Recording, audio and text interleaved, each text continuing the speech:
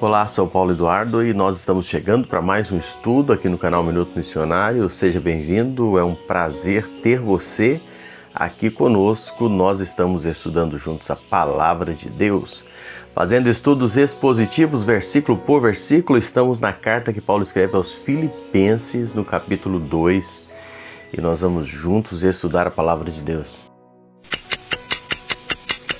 Nós estamos aqui hoje iniciando no versículo 17 um novo bloco na temática da carta que Paulo está escrevendo para essa igreja. Versículo 17, Paulo vai falando sobre, a partir do 17, né, sobre os homens serem verdadeiros imitadores de Cristo. Quando a gente pensa nisso, nós somos levados a pensar que Cristo ele deve ter a supremacia na nossa vida. Filipenses 1 e 21 já fala sobre isso. A grande ênfase do capítulo 1 de Filipenses que nós estudamos é mostrar que Cristo ocupa o primeiro lugar das nossas vidas. Esse é o foco do capítulo 1. Cristo deve ocupar o lugar mais alto na nossa vida. Ele tem a supremacia. O versículo 21, Paulo diz, para mim o viver é Cristo. Né? Então, esse foi a temática do capítulo 1. No capítulo 2, nós observamos aqui, Paulo revela que o próprio Pai exaltou Cristo sobremaneira, que lhe deu um nome que está acima de todo nome. Capítulo 2, versículos de 9 a 11.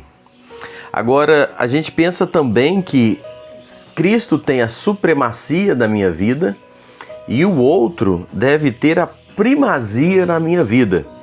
Você vai ver isso no capítulo 2, versículos 4, versículo 5, versículo 17, versículo 20, versículo 30. Tudo Paulo aborda esse aspecto do outro na frente do eu. Não é? Esse capítulo 2 traz muito essa ênfase do outro em primeiro lugar. E Paulo dá alguns exemplos de abnegação, de autossacrifício. Ele menciona aqui, por exemplo, a gente poderia dizer o exemplo de Cristo, não é? Capítulo 2, versículos de 5 a 11. Depois ele fala do seu próprio exemplo, aqui no capítulo 2, dos versículos 17 e 18. E ele fala do exemplo de Timóteo também, ainda no capítulo 2, dos versículos 19 a 24, e de Epafrodito, do versículo 25 ao versículo 30. Nós já falamos sobre o exemplo de Cristo nos estudos anteriores. E eu quero ver, a partir de hoje, esses outros exemplos de Paulo, Timóteo e Epafrodito. Versículos 17 e 18 diz assim: entretanto, mesmo que eu seja oferecido por libação sobre o sacrifício e serviço da vossa fé, alegro-me e com todos vós me congratulo. Assim vós também, pela mesma razão, alegrai-vos e congratulai-vos comigo.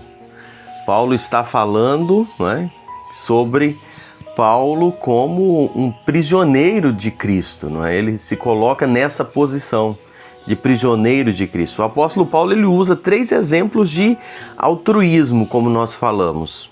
Ele começa consigo mesmo, né? Quando ele trata de si, eu gosto de observar esses detalhes, quando ele trata de si mesmo, ele usa apenas um versículo para falar dele. Mas quando ele vai dar exemplo como de Timóteo e Epafrodito, ele usa 6 versículos para cada um. Eu gosto de ver a forma com que Paulo age, não é? No cuidado que ele tem para não se exaltar. Bom, Paulo, um homem pronto para morrer por causa do Evangelho. Você sabe que Paulo estava preso na ocasião em que escreve essa carta, estava preso em Roma sob algemas, na esperança de ser absolvido, contando com as orações da igreja, no versículo 19 do capítulo 1, e também lá em Filemão, capítulo 22, Paulo trata sobre isso. Paulo era um homem que nutria na alma uma esperança, apesar de estar morto, apesar de estar, como nós já falamos, na antessala da morte, mas ele tinha no seu coração esperança. Você vai ver lá no versículo 24 do capítulo 2, Paulo trazendo isso. Ele se considerava, ao estar preso, não um preso de César. Ele estava preso por Cristo, não é? Ele é um prisioneiro de Cristo. E não eram os homens maus que estavam no controle da sua vida. Ele não entendia que estava preso porque os homens tramaram e prenderam ele. Não, ele estava preso porque ele sabia que Deus estava no controle de todas as coisas e havia um propósito em todas as coisas. E, portanto, ele se alegrava em meio a todas estas circunstâncias que ele estava vivendo. A forma com que Paulo olha a vida, a forma com que Paulo se posiciona diante destas circunstâncias, deve nos fazer a pensar na disposição deste homem de dar a própria vida por causa do Evangelho. Um homem que se coloca à disposição, um homem que entendia que apesar das cadeias, apesar de tudo, Deus estava no controle de toda a circunstância. Deus estava controlando cada detalhe, tudo o que envolvia na sua vida.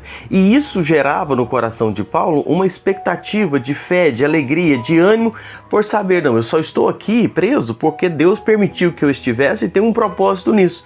Então isso não vai gerar no coração de Paulo rancor, mágoa, revolta, lamentação. Por quê? Porque ele vê Deus no controle, mesmo numa situação difícil que ele estava inserida.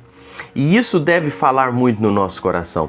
Isso deve nos trazer para a nossa vida a expectativa do controle de Deus em todas as circunstâncias.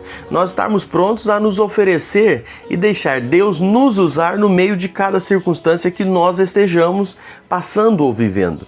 Às vezes nós nos vemos em situações que aos nossos olhos não são agradáveis. O que eu preciso manter no meu coração? A esperança, a expectativa do que Deus vai fazer e descansar sabendo que Deus que está no controle, que o que me prende não é uma enfermidade, não são as críticas, não são as pessoas, não são qualquer circunstância. O que me mantém aonde eu estou passando, o que eu estou passando, é o Senhor Deus que tem o controle sobre toda a minha vida. Dessa forma, eu vou me portar de maneira a dar graças a Deus em todas as circunstâncias, ser útil nas mãos do Senhor em todas as circunstâncias e cremos que o Senhor cumpre os seus planos e propósitos para as nossas vidas, que é sempre o melhor. Pensa nisso. Que Deus te abençoe. Até um próximo encontro.